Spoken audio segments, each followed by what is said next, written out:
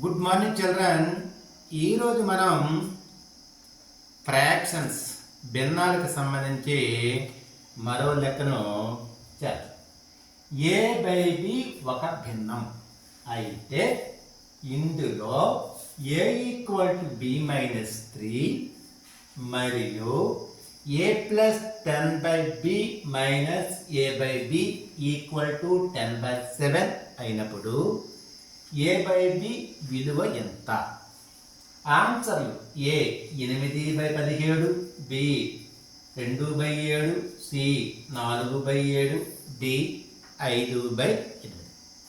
ఇక్కడ మనకి రెండు కండిషన్స్ ఉన్నాయి. మొదట కండిషన్ ఏంటంటే A plus 10 by B minus A by B equal to 10/7ని తీసుకుందాం. ఓకేనండి. ఇక్కడ ఇటువైపు చూడండి, ఈ లెఫ్ట్ సైడ్ ఈ రెండు కూడాను లైక్ ఫ్రాక్షన్స్. ఎందుకంటే వీటి యొక్క హారాలు డినామినేటర్స్ ఈక్వల్గా ఉన్నాయి. ఈక్వల్గా ఉన్నాయి కనుక మనం లవాల్ని కూడిక కానీ తీసివేత కానీ చేయొచ్చు. మొదటగా ఏ ప్లస్ 10 వేస్తాము. ఇక్కడ మైనస్ ఉంది కాబట్టి మైనస్ వేస్తాము. తర్వాత ఏ ఉంది కాబట్టి ఏ వేస్తాము. 2 బిలో 1 బి వేస్తాం. Equal to 10/8.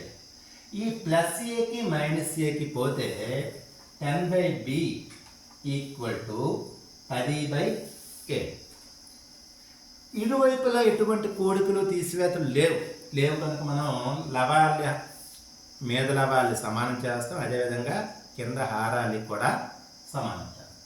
10కి 10 సరిపోయింది. ఇక్కడ బికి బి ఈక్వల్ ఎంత అవుతుందంటే 7 అవుతుంది. మనకి బి విలువ తెలిసిపోయింది.